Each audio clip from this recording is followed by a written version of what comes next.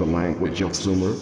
Even the Hurrian art duplicated Sumerian art, its form, its themes, and its symbols. When and how were the Hurrians mutated by the Sumerian gene?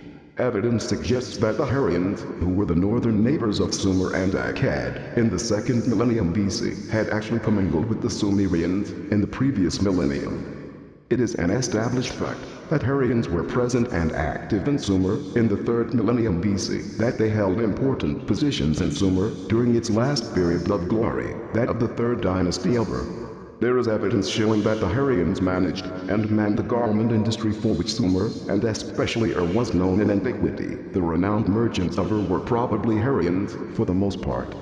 In the 13th century BC, under the pressure of vast migrations and invasions including the Israelite thrust from Egypt to Canaan, the Hurrians retreated to the northeastern portion of their kingdom. Establishing their new capital near Lake Van, they called their kingdom Urartu Ararat. There they worshipped a pantheon headed by Tesheb-Tisheb, depicting him as a vigorous god wearing a horn cap and standing upon his cult symbol, the bull. They called their main shrine Vitanu House of Anu, and dedicated themselves to making their kingdom the fortress of the Valley of Anu. And Anu, as we shall see, was the Sumerian father of the gods. What about the other avenue by which the tales and worship of the gods reached Greece from the eastern shores of the Mediterranean, via Crete and Cyprus? The lands that are today Israel, Lebanon, and southern Syria, which form the southwestern band of the ancient Fertile Crescent, within the habitat of peoples that can be grouped together as the Canaanites. Once again, all that was known of them until rather recently appeared in references mostly of verse in the Old Testament and scattered Phoenician inscriptions. Archaeologists were only beginning to understand the Canaanites when two discoveries came to light: certain Egyptian texts at Luxor and Saqqara, and, much more important, historical, literary, and religious texts unearthed at a major Canaanite center. The place, now called Ras Shamra, on the Syrian coast, was the ancient city of Ugarit. The language of the Ugarit inscriptions, the Canaanite language, was what scholars call West Semitic, a branch of the group of languages that also includes the earliest Akkadian and present-day Hebrew. Indeed, anyone who knows Hebrew well can follow the Canaanite inscriptions with relative ease. The language, literary style, and terminology are reminiscent of the Old Testament. The pantheon that unfolds from the Canaanite texts bears many similarities to the later Greek one. At the head of the Canaanite pantheon, too, there was a supreme deity called El, a word that was both the personal name of the god and the generic term meaning lofty deity. He was the final authority in all affairs, human or divine. Abad and Father of Man was his title, the kindly, the merciful was his epithet. He was the creator of things created, and the one who alone could bestow kingship. The Canaanite texts myths the most scholars depicted El as a sage, elderly deity who stayed away from daily affairs.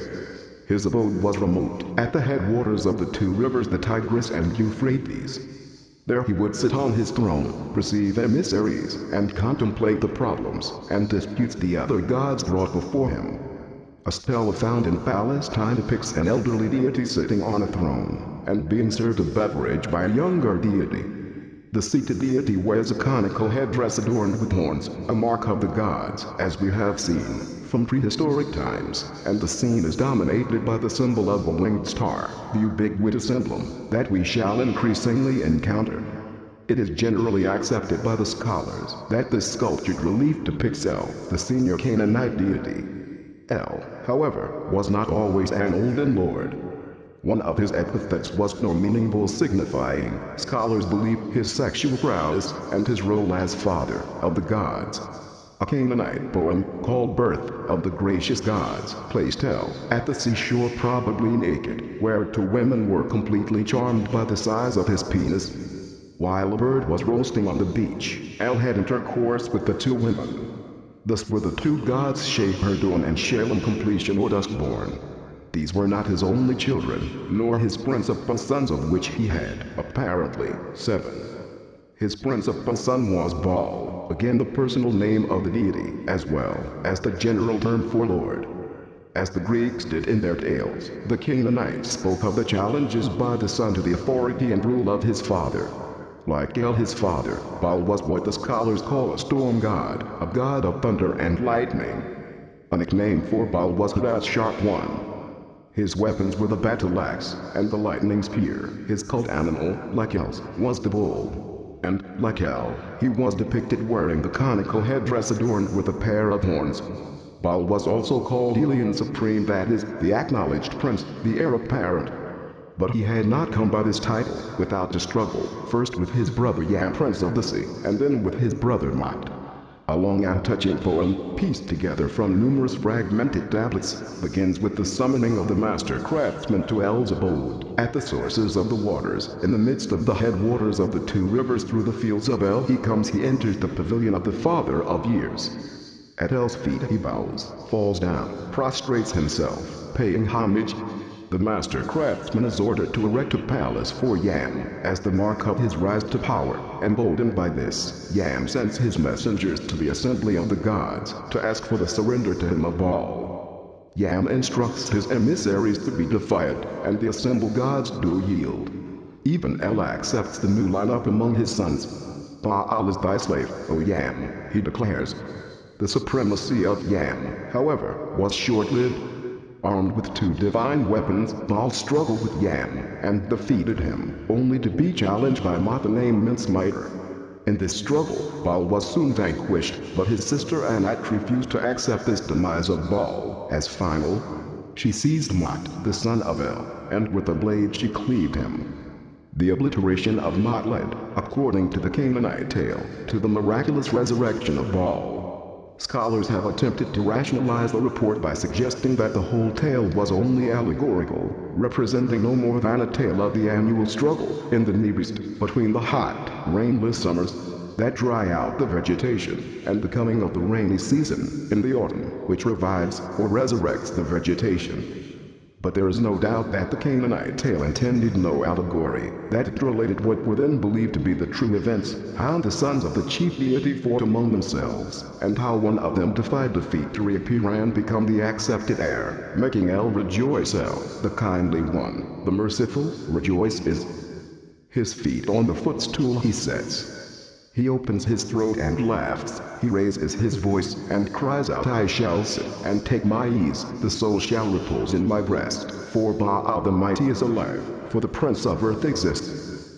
Anat, according to Canaanite traditions, thus stood by her brother the Lord Baal, in his life and death struggle with the evil Mot, and the parallel between this and the Greek tradition of the goddess Athena standing with the supreme god Zeus in his life and death struggle with Typhon is only too obvious. Athena, as we have seen, was called the perfect maiden, yet had many illicit love affairs. Likewise, Canaanite traditions which preceded the Greek ones employed the epithet the maiden Anat, and, in spite of this, proceeded to report her various love affairs, especially with her own brother Baal. One text describes the arrival of Anat at Baal's abode on Mount Zaphon, and Baal's hurried dismissal of his wives. Then he sank by his sister's feet. They looked into each other's eyes. They anointed each other's horns. He seizes and holds her womb.